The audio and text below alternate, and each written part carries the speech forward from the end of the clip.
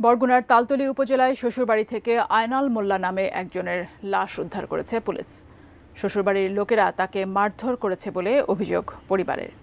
বরগুনা থেকে মোহাম্মদ মাসুম বিল্লার পাঠানো তথ্যচিত্রে desk report.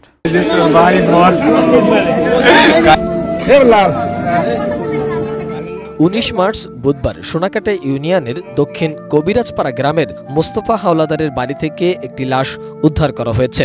তার নাম আয়নাল মোল্লা। তিনি তালতলী উপজেলার নিশানবাড়িয়া ইউনিয়নের তাঁতিপাড়া গ্রামের নাজিম মোল্লার ছেলে। স্থানীয় ও স্বজনদের সূত্রে জানা গেছে, প্রায় 20 বছর আগে আয়নালের সঙ্গে সোনাকাটা ইউনিয়নের দক্ষিণ কবিরাজপাড়া গ্রামের মোস্তফা হাওলাদারের মেয়ে লিমা বেগমের পারিবারিকভাবেই বিয়ে হয়েছিল।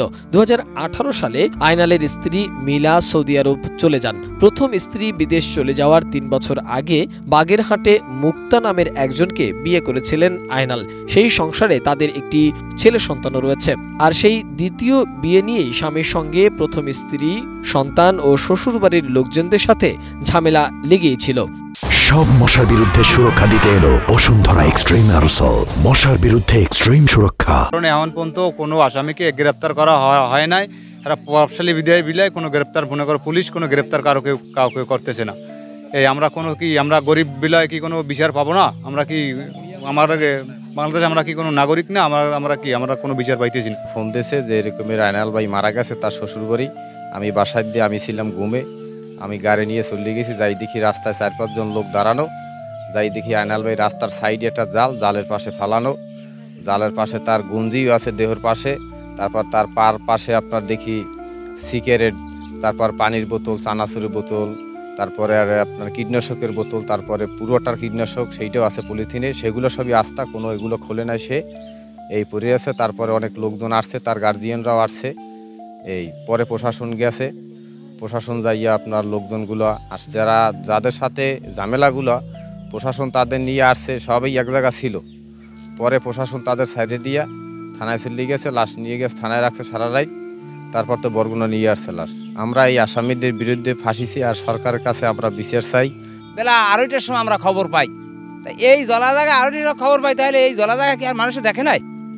আমরা যাই দেখার পর আমরা কাইতে রয়েছে, পিড়ে যাই দেখি দাপন হয়ে গেছে, অনেক টাইনিয়া সিটিয়া আনছে যে এরা চিহ্নক পরে রয়েছে। চিহ্নক পরে যাওয়ার পর আমরা দেখার পর আমাদের পুলিশ প্রশাসন গেছে, যাওয়ার পর তারা ওই উল্লাইছে পর আমরা দেখি তার হাতে জখম, এই নাহে জখম, চোখে জখম, সবই তার জখম। এই জখমগুলো কি কারণে হইল? আর আমরা চাই যে সূক্ষ্ম বিচারটাই জানি হয়। তালতলী থানার ভারপ্রাপ্ত কর্মকর্তা শাহজালাল জানিয়েছেন, লাশ উদ্ধার করে ময়না তদন্তের জন্য বরগুনা সদর হাসপাতালের মর্গে পাঠানো হয়েছে। লিখিত অভিযোগ পেলে তদন্ত সাপেক্ষে ব্যবস্থা নেওয়া হবে বলেও জানান তিনি। বিষয়টা অপমৃত্যু মনে হচ্ছে। আমরা লাশের সুরতাল করছি, ময়না তদন্তের জন্য বরগুনা পাঠাবো কালকে সকালে।